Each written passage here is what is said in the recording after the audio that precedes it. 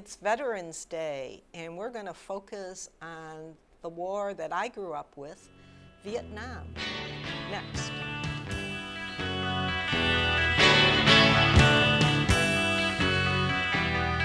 Everything turn, turn, turn. There is a season, turn, turn, turn.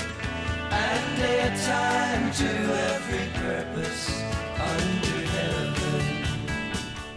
Hi, welcome to a Veterans Day edition of Village in Motion. It is Wednesday, November 11, 2015, and I am really proud and honored to be your host today because we have two former servicemen. In fact, I'm surrounded by our veterans here in the studio. All our three camera people are veterans, so I thank you for your service. Salute all of you.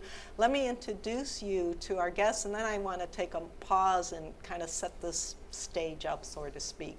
First, let me introduce you to a good friend of mine, and we go back many, many moons ago, Ed Lintz. Most of you, I'm sure, have seen Ed here on Village in Motion in some capacity, either as a donate life, organs, heart transplant survivor for now you're 21 years now, 21 Diane. 21 years. How about that? Wow. And of course, he's come on to talk about submarines and issues involving hiking, school issues.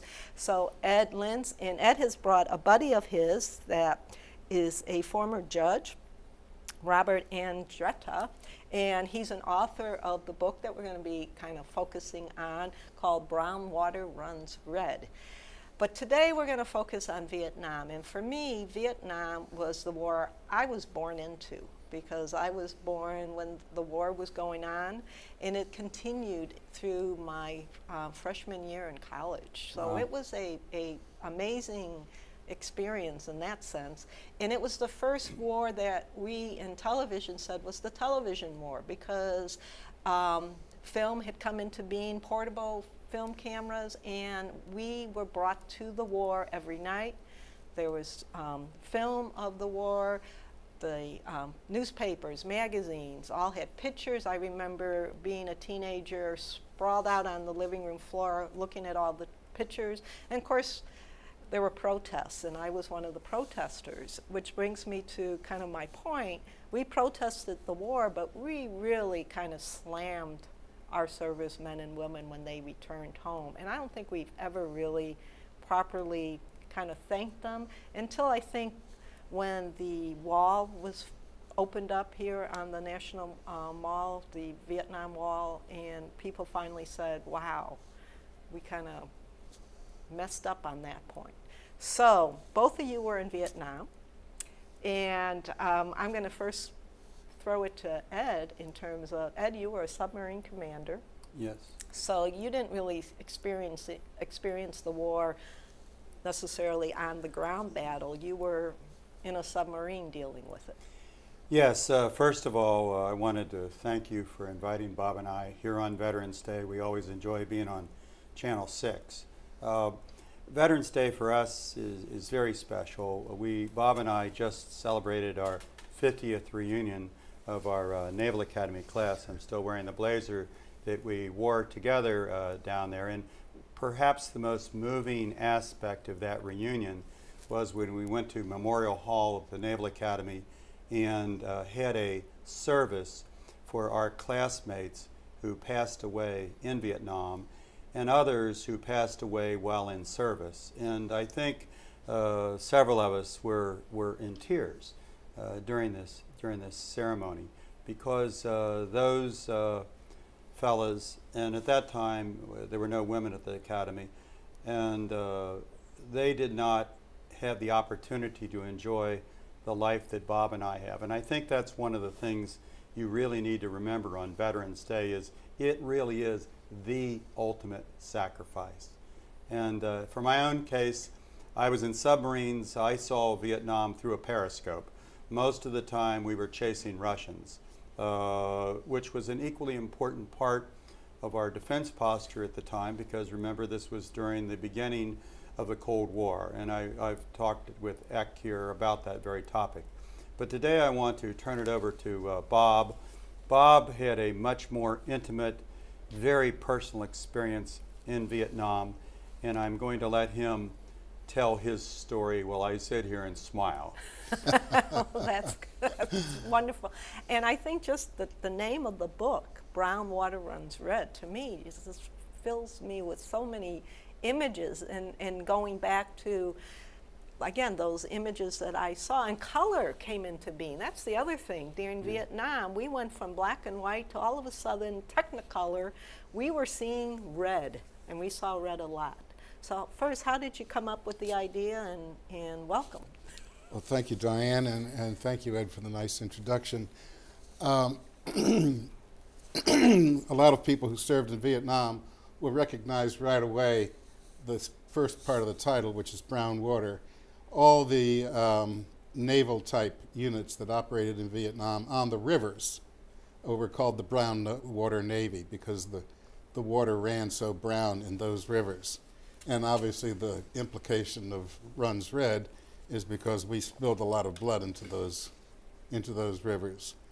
When I graduated from the Naval Academy, I was heading for a specialty with surface-to-air guided missiles, and served in those positions on 2 successive destroyers, and I was the person in charge of the surface-to-air guided missile systems. And it never even occurred to me that I would then find myself in a situation where my most sophisticated weapon was a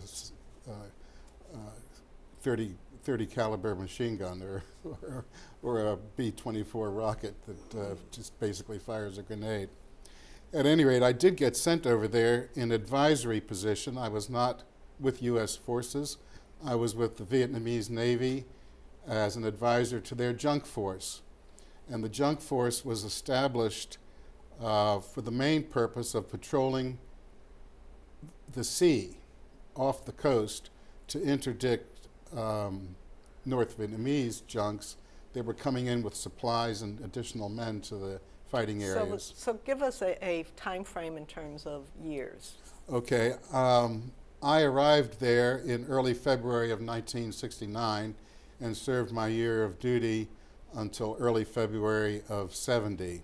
So technically towards the end of the year, but also, the war, but also probably one of the most bloodiest in the terms of the time period frame. It really was. I don't want to put Richard Nixon's role into this too heavily, but he had said that he had a secret mode for ending the war, and instead, during his tenure in office, 2/3 of the casualties and 2/3 of the POWs were created. And I think that's a very telling statistic. And I was in the middle of that. If Andrew could give us my first picture. I was assigned to this outpost at the edge of a river, right on the mouth of the Kua Dai River, which runs in Quang Nam Province. And the South China Sea was the ocean that we were right next to. And this river was a very complex set of waterways. And very soon our role expanded to patrolling those rivers and interdicting Viet Cong, and in some cases North Vietnamese forces and supply systems and so on. This will show you the kind of outpost I was on. It was triangular in shape, and it was surrounded by 3 minefields. One dated back to the French and had no chart, so we had no idea where those mines were, but we did know from experience that some of them still worked. The next one dated to the very early parts of the Vietnam conflict, and then one was fairly new, and we really knew that. But you see the buildings there. Some of them were dependents' quarters, where the sailors had their dependents, and the first large oblong on the lower left corner there is what we called the advisor's hooch. I lived there. The staffing was supposed to be myself as the senior advisor. I was a lieutenant. Another more junior officer as the assistant senior advisor, and then 2 enlisted men who were in charge of helping the Vietnamese with their motors and engines, and the other was more with gunnery and seamanship. Now, if you look along the water, you see 2 docks, and in fact, at the dock in the middle lower area, you can see a few units of Yabuta junks, which were a type of junk that was actually designed for this purpose by a Japanese man named Yabuta, and that's why they have a Japanese name. And I'll get to a picture of them fairly soon. That block in the lower right corner is the place where helicopters could land. And then that space there was very grandly known as the parade field. How many, excuse me, how many Vietnamese sailors were there, Bob, at this place? Usually about 135, and I have to say that about half of them had previously been river pirates. And so in some ways, this was a pretty unruly group that they were living with. But their families were there too, right? They had, their families a lot were of them there. had their families there, and we always had to be very mindful that we were also protecting families of the sailors. And that green area that was to the left of the triangle was the local village. It was a hamlet known as Yoy Hamlet. And we could go in there and we could go shopping for French bread, for what we called VC sandals, for those conical hats you've seen in the pictures, and other things, food, but a lot of their food was just, oof. But that was also a waterfront for them because it was a fishing-oriented hamlet. So sampans and junks came in to that water area. And by the way, very remarkably, a lot of these people lived their lives on their sampans. And in spite of that, and in fact, when they were in there, they would nest together out in 5 or 6 rows, and they would have to cross other people's sampans to go ashore and sell their fish and so on. But they lived on the sampan, and notwithstanding all this time on the sampan, almost none of them could swim. So in any case where they had some kind of an at-sea emergency, they were gone.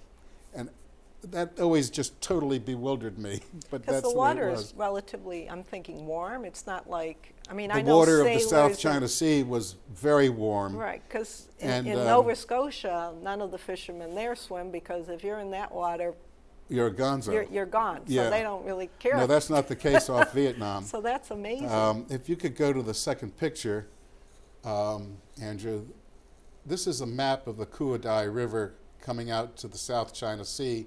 The South China Sea is in the upper right. You can see a long sand spit. I've drawn in a tiny little black triangle there. That's the coastal group I just showed you. Far left, you see a map of Hoi An, which was the capital of Quang Nam province. And you can see how there was all these islands, and then another major river cutting off to the middle lower left, and that was quite a bit our battle area. The land in the lower right was known as a free fire zone, and you had almost no control over whether or not you could fire into that, and the free fire zones were just an abhorrent concept. And, so free, in other words, you weren't supposed to fire? you were. Or you were supposed to? And it was mainly a farming area. But when we did patrols in that farming area, we did find that in the villages, the farmers, all we really found was women, old men, and children. The men were VC. Viet Cong. Viet Cong. right. And there were bunkers there that they could use to protect themselves when free fire was coming in, and so on. But if you can go back to that map for just a minute. Andrew, is that possible to go back to the map? Thank you. Now, right almost in the center of the picture, you see a very plain island, and I've put a little X on the far right-hand tip of it. It's the last island going from left to right. When I was missing in action for about a full day, having been blown off a boat with explosives, I was wounded in the water, and I was helping turn it red, by the way. That's where I spent the night. And I described that night in this book, Brown Very Water Runs Red. interesting.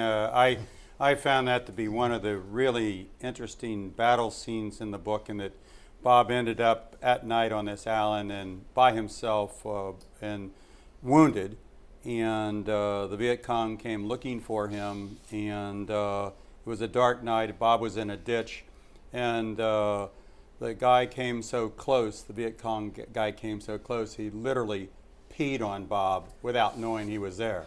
So you can imagine the terror in this. These are some of the stories that are in the book that are fascinating, but it's more than just a battle book. I'd like to move on and talk about some of your experiences there with the Vietnamese people.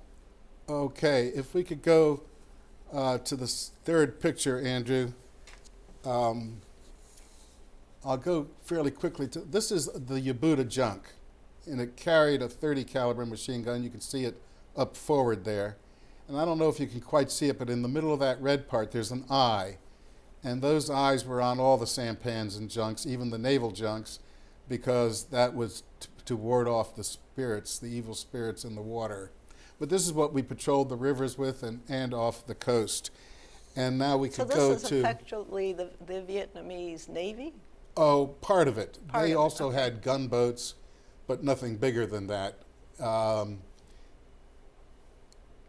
And then we turned over a lot of things to them at the end of the war, like the swift boats. But no, they didn't have a proper navy at all.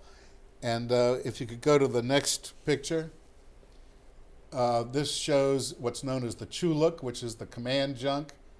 And when I got there, we did still have sails on it. You see the eye in the lower right there. This boat was probably about 35 or 40 feet long, and it was twin-masted. You don't see the second mast very well because the sail is in the way.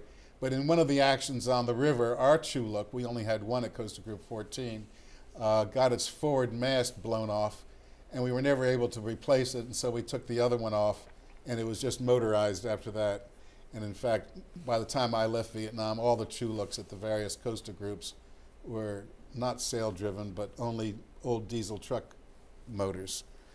And if you go to the next photo, please.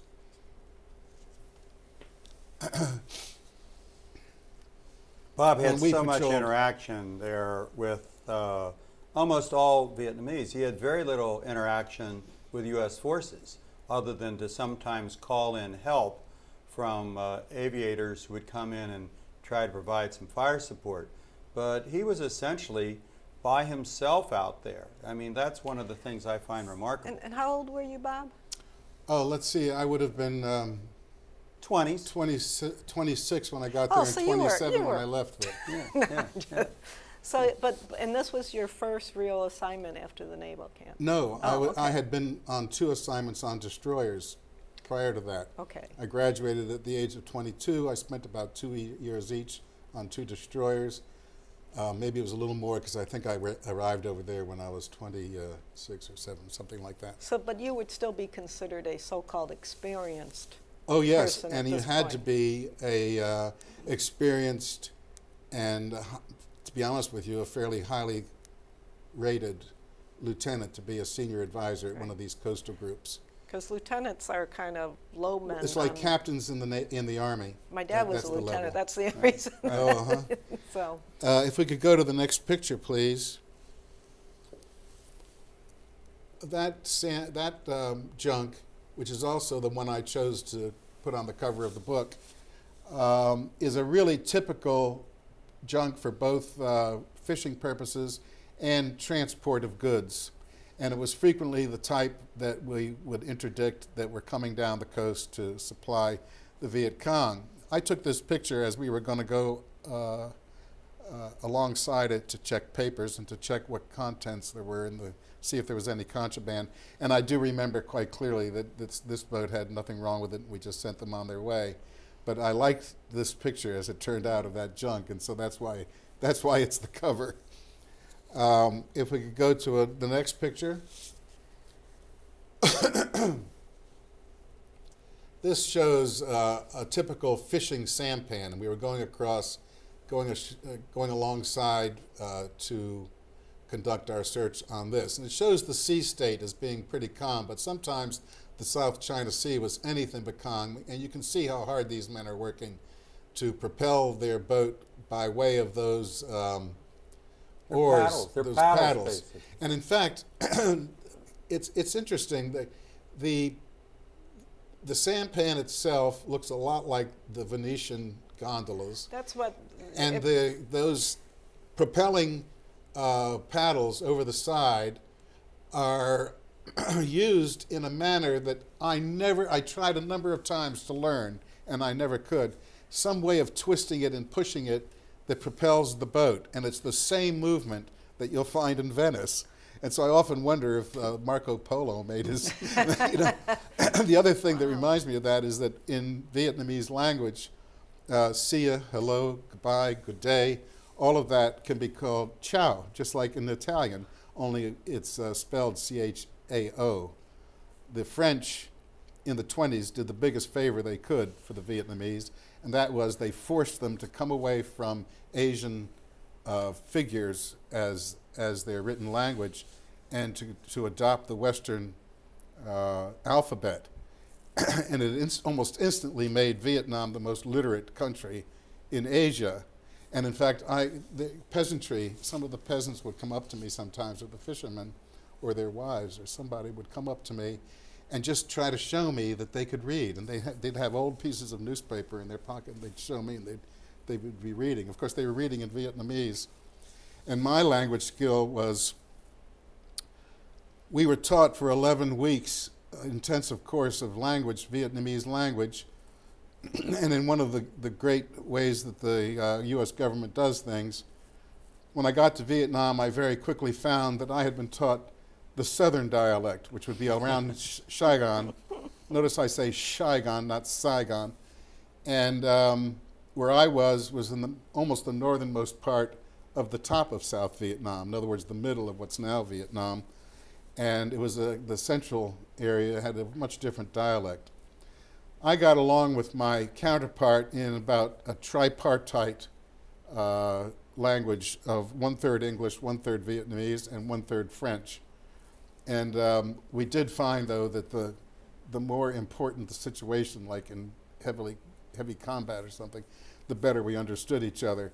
If I was telling him he needed to replace the sandbags around a certain part of the outpost because they were all falling apart from sunburn, which they did, then he didn't understand me at all. So I want to emphasize that while Bob was there for a year, he not only served at this place, but he also served another coastal group which is further to the north. And he was involved in a lot of, although he was a, quote, naval advisor, he was involved in a lot of land action too, land battles where they would go out looking for the enemy. And so his story in this book encompasses the entire year there. And I can't emphasize how interesting I found it. I was in submarines. I didn't have any of the people shooting at me. They had mortar fire coming into this compound essentially every night. And the chaos of war, I think, comes across really well in the book. And it's very important for people to understand when we send young people such as Bob, now currently sending them overseas to these places, it's total chaos. And there are no rules. And he spent the latter part of his time there, hoping, as everyone did, that they'd get home alive. It's total chaos. Yeah, my father has given me the same type of settlement that, you just don't know when you look at what we call atrocities and we go, how could that happen? Right. And you just don't know what you're going to do when you're in that type of situation. So we're running low of time. How did you deal with that type of stress, being bombed, and then you were wounded? They didn't ship you back? Like today, they would have, you're wounded and you would have gone home, right? I mean, it never even occurred to me when I was wounded that I should go home. He has 2 Purple Hearts, and he probably should have had 3. So, and he still has wounds from those injuries. So we're talking about a real, true, in my opinion, hero. Thank you. So, but seriously, Bob, not seriously. I mean, this has been serious. But How do you deal with the stress? How Well, did you? actually, I found much to my, I was so happy that this was the truth. When we were really in a highly stressful situation, in a combat situation, I did manage to maintain my composure and my sense of being able to figure out what to do, what judgment to apply to this thing and make decisions and so on. But sometimes after a really holocaust of a day, I'd come back and we would be in the coastal group there, the little compound where all was peaceful, and I'd find that I was trembling a bit, or I couldn't sleep. I even sometimes cried myself to sleep, but not when I was in combat. And that I felt very lucky about that I was really able to handle the stressful situations as they should be handled, or I think as they should be handled. And the stress was a byproduct that I just had to deal with. If we could go to the next picture. I think they're almost out of time. How much here. time do we have? We have about 5 minutes. Okay, Believe it or not. I'm going to go very quickly to this picture because I love this picture. You notice the pig in the foreground. Two big junks were captured that were carrying contraband materials. So contraband? Are we talking? They were carrying ammunition, materials, drugs? ammunition and stuff, War food material. and War so on material, for the Viet Cong. They were captured not by us, but by some other force, I don't remember. And they were turned over to us because they would be useful to us. And we named them Yin and Yang. At the time, I was too young to know that that it's really yin and not ying. But at any rate, we put the name on them, and we put them into the coastal group fleet. And the local province chief arranged to have diesel engines put in them, and they each received huge Chinese, back then we would have said red Chinese, old truck engines, which weighted down the sterns so much that we always had to keep our crew up forward on them. But with their sails and the diesel, they were the fastest two units in the fleet, and they were the most able to operate at sea in the higher sea states. And didn't you use those to go up? I mean, they had a big ceremony with those, the yin and yang, going up the rivers to celebrate. You mean the Buddha Yabuda? Buddha Buddha. No, they weren't used for that. The Buddha Yabuda was one of those Yabuda junks, highly decorated for Buddha's birthday, and was a very interesting thing. I'm glad you brought it up. For the birthday of Buddha, we went with 3 Yabudas. A lot of the dependent women and children were on board, and we went into some of the worst part of the river areas where we had taken the most fire. Dangerous. The most dangerous areas, and no one shot at us. And the farmers came to the shoreline, and they were cheering and singing along with the recorded music for Buddha's birthday. And it was just such an unbelievable cultural and ethnic experience, because there was no warfare that day.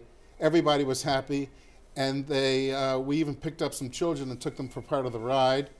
And within the next few days, we were in one of the most vicious combat situations that I had experienced the whole time. In the same place. In the same place with the same people. So it's kind of like what we would unbelievable. consider Right, Christmas. like a Christmas you truce. know. Like a Christmas truce in World War I. Yeah, Right, it's just and unbelievable. Can you put up on the screen the number 8, please? How much time do I have? This is going to be your last. Okay, well then go Word. to number 9, please. This group of young men, we called them the Cowboys, and they loved that title, and they called themselves the Cowboys. They were the closest things the Vietnamese Navy had to our American SEALs. They were specially trained, they were tough guys, and they were intensely loyal, and they were really loyal to me in a few situations. I think at least 3 that I describe in the book. It was the Cowboys that really stood by me. And they were all enlisted men, and I just loved every one of them. And I often wonder what became of them. Yeah, I was just going to Go to the next picture, please. The number 10. So you never had contact with them since? No. So you don't know if they and survived? I don't remember any of their names. I'm ashamed of myself. I didn't take notes as to names, and so in this book I gave nicknames to people. Because even if I knew their names, how do you trace them down to get their permission to publish their name, you know? I might add one final thing on this, is that Bob's book is on Amazon, and it's both as an ebook and you can also order it. Just a shameless plug, as you can also my latest novel here. But I would encourage everyone that is at all interested in this part of our history to read Bob's book. It is sensational, it's entertaining, and I haven't found anyone that doesn't love it. I'm going to have Ed be the last word, but I would like to have one final thought from you. Okay, if I can just put on the last picture for one moment. Number 10.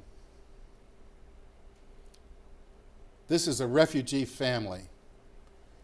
They're called refugees because they were pulled out of their farms and put into the most awful situation of what was called a refugee village, but was really a concentration camp. Many, many of these people lived on nothing but solid red clay in the hot sun, with no way to grow things, no good source of water, surrounded by barbed wire, and that was called a refugee village, where they were supposedly kept safe. Well, I guess they were safe from our Free Fire Zone fire, but that was the life they were leading, and so obviously what we were doing there is nurturing the Viet Cong's ability to recruit. It was recruiting It for was the a Viet recruiting thing.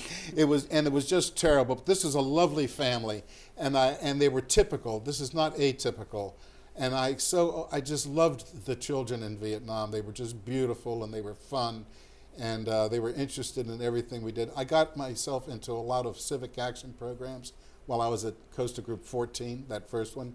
With the hamlet next door, we did a maternity ward because there was such problems with infection, with birth, and we did a little school. And Bob was a de facto doctor by default. I might add that he and I and my wife are going to be going to Vietnam in February, so hopefully we can come back and give you a report after Bob goes back. I'm very interested to see his reaction when he returns. Oh, yes. Gee, I wish I could go with you. Yeah, well, I can help you on that. my wife has declined. So. Really? I've heard wonderful things about Vietnam. Both my children, 2 of the 3, have been there and just love it. So, that's yes, interesting. Yes. So. And why did they go to Vietnam? Am I allowed to question you? I'm trying to remember, I think because it was relatively cheap, especially once you get there. And because it's there. And it's beautiful, and Yeah. I don't know. I'll have to ask them that And they question. liked it. They liked the loved trip. it. And my niece also went. And, Good. and Well, spent we a will great time. report back to you. Yes, we'll Right. have you come back in the Okay. new year. I can't believe Okay. we're All talking right. about that. I hope you really enjoyed this perspective, and obviously we could talk more, and we'll have them both back on next year.